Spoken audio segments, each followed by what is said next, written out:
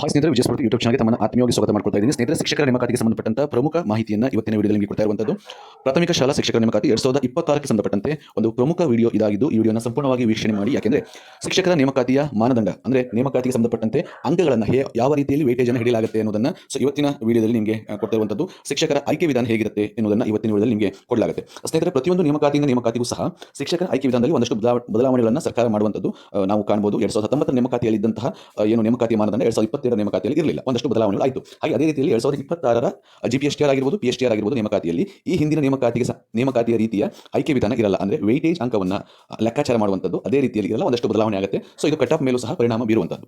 So ಇದಕ್ಕೆ ಸಂಬಂಧಪಟ್ಟಂತೆ ನಿಮಗೆ ಸಂಪೂರ್ಣವಾದಂತಹ ಮಾಹಿತಿಯನ್ನು ಇವತ್ತಿನ ವಿಡಿಯೋದಲ್ಲಿ ಕೊಡ್ತಾ ಇರುವಂಥದ್ದು. ಇದು ನಿಮ್ಮ ವಿಜಯ ಸ್ಫೂರ್ತಿ ಯೂಟ್ಯೂಬ್ ಚಾನಲ್ 2022 ನೇಮಕಾತಿಯಲ್ಲಿ ಪ್ರಾರಂಭದಿಂದ ಅಂತ್ಯದವರೆಗೂ ಎಲ್ಲ ಹಂತದ ಮಾಹಿತಿಯನ್ನು ಸ್ಟೆಪ್ ಬೈ ಸ್ಟೆಪ್ ಆಗಿ ನಿಮಗೆ ಕೊಡ್ತಾ ಬಂದಿರುವಂಥದ್ದು ವಿಜಯ ಸ್ಫೂರ್ತಿ ಯೂಟ್ಯೂಬ್ ಚಾನಲ್. ಅದೇ ರೀತಿಯಲ್ಲಿ 2026ರ ನೇಮಕಾತಿ ಸಂಬಂಧಪಟ್ಟಂತೆ ಎಲ್ಲ ಮಾಹಿತಿಯನ್ನು ವಿಜಯ ಸ್ಫೂರ್ತಿ ನಿಮಗಾಗಿ ವಿಡಿಯೋಗಳ ಮೂಲಕ ಮಾಹಿತಿಯನ್ನು ಕೊಡಲಿಕ್ಕಿದೆ. ಹಾಗಾಗಿ ಯಾರೆಲ್ಲ 2026ರ ಶಿಕ್ಷಕರ ನೇಮಕಾತಿಗೆ ತಯಾರಿ ನಡೆಸ್ತಾ ಇದ್ದೀರಾ, ನೀವು ಈ ವಿಡಿಯೋನ ಸಂಪೂರ್ಣವಾಗಿ ವೀಕ್ಷಣೆ ಮಾಡಿ ಹಾಗೂ ವಿಜಯ ಸ್ಫೂರ್ತಿ ಯೂಟ್ಯೂಬ್ ಚಾನಲ್ನ ಸಬ್ಸ್ಕ್ರೈಬ್ ಮಾಡ್ಕೊಳ್ಳಿ ಹಾಗೂ ವಿಡಿಯೋಗೆ ಒಂದು ಲೈಕ್ ಅನ್ನು ಕೊಡೋದ್ರ ಮೂಲಕ ನಮಗೆ ಹೆಚ್ಚು ವಿಡಿಯೋನ ಮಾಡಲಿಕ್ಕೆ ಪ್ರೋತ್ಸಾಹಿಸಿ ಅಂತ ಹೇಳ್ತಾ ನೇರವಾಗಿ ವಿಷಯಕ್ಕೆ ಹೋಗ್ತಾ ಇದ್ದೀನಿ. ಸ್ನೇಹಿತರೆ, 2026ರ ನೇಮಕಾತಿಯಲ್ಲಿ ಶಿಕ್ಷಕರ ನೇಮಕಾತಿಯ ಮಾನದಂಡಗಳು ಸ್ವಲ್ಪ ಬದಲಾವಣೆಯಾಗಿದೆ. ಯಾವ ರೀತಿಯಲ್ಲಿ ಬದಲಾವಣೆಯಾಗಿದೆ ಅಂತ ಹೇಳಿದ್ರೆ 1 to 5 ಹಾಗೂ 6 to 8 ಶಿಕ್ಷಕ ನೇಮಕಾತಿಗೆ ಸಂಬಂಧಪಟ್ಟಂತೆ 1 to 5ಗೆ ಏನು PUC ಮತ್ತು D.Ed ಅನ್ನುವಂಥದ್ದು ಆಯ್ಕೆ ವಿದ್ಯಾಭ್ಯಾಸ ಬೇಕಾಗಿದೆ.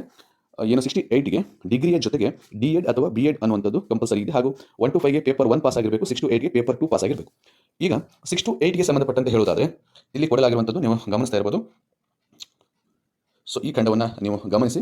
ಸೊ ಇಲ್ಲಿ ಗೊತ್ತಾಗ್ತಾ ಇದೆ ನಿಮಗೆ, ಈ ಹಿಂದೆ CET ಅಂಕವನ್ನು ನೀವು ಎಷ್ಟೇ ಅಂಕವನ್ನು ಪಡೆದಿದ್ರು ಅದನ್ನು ಲೆಕ್ಕಾಚಾರ ಮಾಡಬೇಕಾದ್ರೆ ಏನು ಮಾಡ್ತಾ ಇದ್ರು ಅಂತಂದರೆ ನಿಮ್ಮ CET ಅಂಕವನ್ನು 35%ಗೆ ಲೆಕ್ಕಾಚಾರವನ್ನು ಮಾಡ್ತಾ ಇದ್ರು. ಸೊ ಇದರಿಂದ ಬಹಳಷ್ಟು ವಿದ್ಯಾರ್ಥಿಗಳಿಗೆ ಅಥವಾ ಶಿಕ್ಷಕ ಆಕಾಂಕ್ಷಿಗಳಿಗೆ ಒಂದು ಬೇಸರ ಏನಾಗಿತ್ತು ಅಂತ ಕೇಳಿದ್ರೆ, ನಮ್ಮ ಬ್ಯಾಕ್ ಸ್ಕೋರ್ ಕಡಿಮೆಯಿಂದ ನಾನು ಹುದ್ದೆಯನ್ನು ಕಳ್ಕೊಂಡೆ ಅನ್ನುವಂಥದ್ದು ಅವರ ಆರೋಪ ಅಥವಾ ಆತಂಕ ಆಗಿತ್ತು.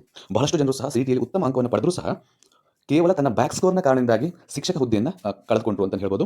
ಅಂತಹ ಶಿಕ್ಷಕರಿಗೆ ಇದು ನಿಜಕ್ಕೂ ಈ ನಿಯಮ ಏನು ಬಂದಿದೆ, ಇದು ನಿಮಗೆ ತುಂಬಾನೇ ಸಂತಸ ಪಡುವಂತಹ ವಿಷಯ. ಬ್ಯಾಕ್ ಸ್ಕೋರ್ ಕಾರಣದಿಂದಾಗಿ ಕೊನೆ ನೇಮಕಾತಿಯಲ್ಲಿ ಹುದ್ದೆಯನ್ನು ಕಳೆದುಕೊಂಡವರಿಗೆ ಈ ಬಾರಿ ನೀವು ಉತ್ತಮವಾಗಿ CET ಪರೀಕ್ಷೆಯನ್ನು ಬರೆದಲ್ಲಿ ನಿಮಗೆ ಖಂಡಿತ ನಿಮ್ಮ ಶಿಕ್ಷಕ ಹುದ್ದೆ ದೊರೆಯಲಿಕ್ಕಿದೆ ಅಂತ ಹೇಳ್ತಾ, ಸ್ನೇಹಿತರೆ, ಈ ಬಾರಿ ನೇಮಕಾತಿಯಲ್ಲಿ CETಯ 70% ಅಂಕವನ್ನು ಹಿಡಿಯಲಾಗುತ್ತೆ. ಅಂದರೆ ದೊಡ್ಡ ಮೊತ್ತದ ಅಂಕ ಕೇವಲ CETಯಲ್ಲೇ ನೀವು ಏನು ಮಾಡ್ತೀರಿ, ಪಡ್ಕೊಳ್ತೀರಿ. ಈ ಹಿಂದೆ 35% ಇತ್ತು, ಅದನ್ನು 70% ಅಂದರೆ 1 to double percentage ಅದನ್ನು ಜಂಪ್ ಮಾಡಿರುವಂಥದ್ದು. ಸೊ ಇದು ಸಂತಸ ಪಡುವಂತಹ ವಿಷಯ.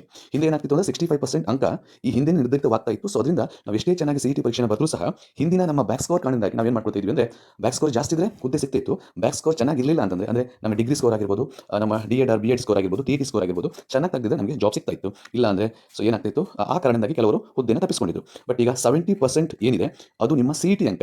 ನೀವು ಅರ್ಜಿ ಸಲ್ಲಿಸಿದ ನಂತರ ಏನು ಪರೀಕ್ಷೆ ಇರುತ್ತೆ 400 ಮಾರ್ಕ್ಸಿಗೆ, GPSTR ಆದರೆ PSTR ಆದರೆ 150 ಮಾರ್ಕ್ಸಿಗೆ ಏನು ಎಕ್ಸಾಮ್ ಇರುತ್ತೆ, ಸೊ ಅಂಕ ಆ ಪರೀಕ್ಷೆಯಲ್ಲಿ ನೀವು ಪಡೆಯುವ ಅಂಕ ಅಲ್ಲಿ ನಿರ್ಧರಿತ ಆಗಿರುತ್ತೆ ಅಂತ. ಸೊ 70% CET ಪರೀಕ್ಷೆಯಲ್ಲಿ ಪಡೆದ ಅಂಕಗಳು. ಇನ್ನು 20% TET ಪರೀಕ್ಷೆಯಲ್ಲಿ ಪಡೆದ ಅಂಕಗಳು. TETಯಲ್ಲಿ ಸೊ TET ಅಂತ ಬಂದರೆ ನೀವು ಪ್ರತಿ ವರ್ಷ ನೀವು ಎಕ್ಸಾಮ್ ಬರೆದು TET ಅಂಕವನ್ನು ಸಹ ಹೆಚ್ಚು ಮಾಡ್ಕೋಬಹುದು. ಸೊ ಟೋಟಲ್ 90% ಅಂಕವನ್ನು ನೀವು ಇವಾಗಲೂ ಏನು ಮಾಡ್ಕೋಬಹುದು, ಹೊಸದಾಗಿ ಅದನ್ನು ಜಾಸ್ತಿ ಮಾಡ್ಕೊಳ್ಳಿಕ್ಕೆ ಅವಕಾಶ ಇದೆ. ಅಂದರೆ ಈಗಿನ ಮೊನ್ನೆ ಏನು TET ಪರೀಕ್ಷೆ ಆಯಿತು, ಆ ಪರೀಕ್ಷೆಯಲ್ಲಿ ನೀವು ಉತ್ತಮ ಅಂಕವನ್ನು ಪಡ್ಕೊಂಡಿದ್ರೆ ಸೊ ಅದು ನಿಮ್ಮ ನೇಮಕಾತಿಗೆ ಒಂದು ಉತ್ತಮವಾದಂತಹ ಬೆಂಬಲವನ್ನು ಕೊಡುತ್ತೆ. ನಿಮ್ಮ ಈ ನೇಮಕಾತಿಯಲ್ಲಿ ಮೊದಲು 15% ಇತ್ತು, ಈಗ 20 ಆಗಿದೆ. ಹಿಂದೆ 25% ಇದ್ದಂತಹ ಡಿಗ್ರಿ ಅಂಕ ಈಗ ಕೇವಲ 8%ಗೆ 25 ಎಷ್ಟು ಬಂದಿದೆ, ಕೇವಲ 8% ಇಳಿದಿದೆ. ಸೊ ಇನ್ನೊಂದು 25% ಇದ್ದಂತಹ ನಮ್ಮ ಇದು ಯಾವುದು D.Ed or B.Ed ಅಂಕ ಕೇವಲ 2%ಗೆ ಇಲ್ಲಿ ಗಮನಿಸಬೇಕು. ಇದು ಕೇವಲ 2%. ಅಂದರೆ ನಿಮ್ಮ ಡಿಗ್ರಿ ಮತ್ತು B.Ed ಅಂಕ ಕೇವಲ 10%ಗೆ ಅದು ಮ್ಯಾಟರ್ ಆಗೋದ್ರಿಂದ ಸೊ ನಿಮ್ಮ ನೇಮಕಾತಿಯ ವಿಚಾರದಲ್ಲಿ ಡಿಗ್ರಿ ಮತ್ತು D.Ed ಅಂಕಗಳು ಯಾವುದೇ ರೀತಿಯಲ್ಲಿ ಹೆಚ್ಚಿನ ಮಹತ್ವವನ್ನು ವಹಿಸಲ್ಲ. ನಿಮ್ಮ TET ಮತ್ತು CET ಅಂಕಗಳೇ ಈ ಬಾರಿಯ ಶಿಕ್ಷಕರ ನೇಮಕಾತಿಯಲ್ಲಿ ಅತ್ಯಂತ ಪ್ರಮುಖ ಪಾತ್ರವನ್ನು ವಹಿಸುವಂಥದ್ದು. ಯಾಕೆಂದರೆ 90% ಅಂಕ ಕೇವಲ CET ಮತ್ತು TETಯಲ್ಲಿ, ಅದರಲ್ಲೂ ಸಹ 70% ಅಂಕ ಅನ್ನುವಂಥದ್ದು ನಿಮ್ಮ CETಯಲ್ಲಿ ಪ್ರಮುಖ ಪಾತ್ರವನ್ನು ವಹಿಸುತ್ತೆ. ಸೊ ಇದು GPSTRಗೂ ಹೀಗೆ, PSTRಗೂ ಸಹ ಇದೇ ರೀತಿ ಅಂಕ ಹಂಚಿಕೆ ಇರುವಂಥದ್ದು.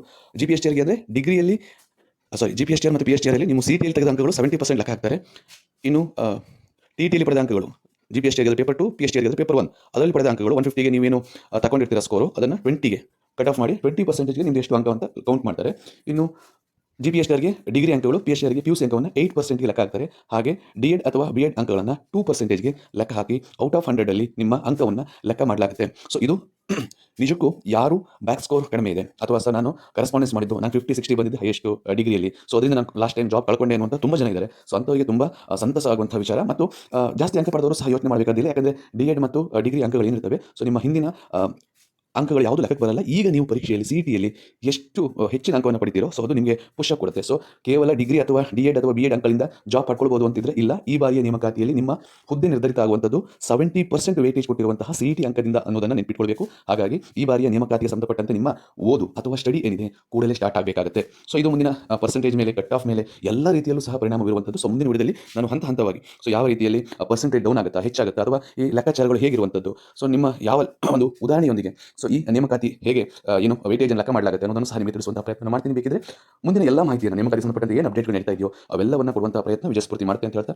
ವಿಡಿಯೋವನ್ನು ಸಂಪೂರ್ಣವಾಗಿ ವೀಕ್ಷಣೆ ಮಾಡ್ತಾ ಧನ್ಯವಾದಗಳು. ಸೊ ಇದರಲ್ಲಿ ಗೊಂದಲ ಮಾಡ್ಕೊಳ್ಳುವಂಥದ್ದೇನಿಲ್ಲ. ಸರಳವಾಗಿ ಹೇಳಬೇಕು ಅಂದರೆ 70% CET ಅಂಕ, 20% TET ಅಂಕ, 8% ನಿಮ್ಮ ಡಿಗ್ರಿ PhD ಆದರೆ PUC ಅಂಕ, ಇನ್ನು 2% ಅಷ್ಟೇ ಅದು ನಿಮ್ಮ ಡಿ.ಎಡ್ ಆರ್ ಬಿ.ಎಡ್ ಅಂಕ ಅಂತ ಹೇಳ್ತಾ ಸೊ ಇವತ್ತಿಗೆ ಈ ವಿಡಿಯೋನ ಇಲ್ಲಿಗೆ ಮುಗಿಸ್ತಾ ಇದ್ದೀನಿ. ಸೊ ಈ ಅಧಿಸೂಚನೆಯಲ್ಲಿ ಇರುವಂಥದ್ದು ಇಷ್ಟೇ. ಈ ಅಧಿಸೂಚನೆ ಕೇವಲ ಕರಡು ಅಧಿಸೂಚನೆ ಆಗಿದೆ. 15 ದಿನಗಳ ಅಬ್ಜೆಕ್ಷನ್ಗೆ ಅವಕಾಶ ಕೊಡಲಾಗಿದೆ. ತದನಂತರ ಇದರ ಅಧಿಸೂಚನೆ ಅಧಿಕೃತವಾಗಿ ಪ್ರಕಟ ಆಗುತ್ತೆ. ನಂತರ ನೇಮಕಾತಿಯಲ್ಲೂ ಸಹ ಇದನ್ನೇ ಅಳವಡಿಸಿಕೊಳ್ಳಲಾಗುತ್ತೆ ಅಂತ ಹೇಳ್ತಾ ಈ ವಿಡಿಯೋನ ಇಲ್ಲಿಗೆ ಎಂಡ್ ಮಾಡ್ತಾ ಇದ್ದೀನಿ. ಮುಂದಿನ ವಿಡಿಯೋದಲ್ಲಿ ಮತ್ತೆ ಸಿಗ್ತೀನಿ ಅಂತ ಹೇಳ್ತಾ ವಿಡಿಯೋನ ಸಂಪೂರ್ಣವಾಗಿ ವೀಕ್ಷಣೆ ಮಾಡಿದ್ದಕ್ಕೆ ಧನ್ಯವಾದಗಳು. Thank you.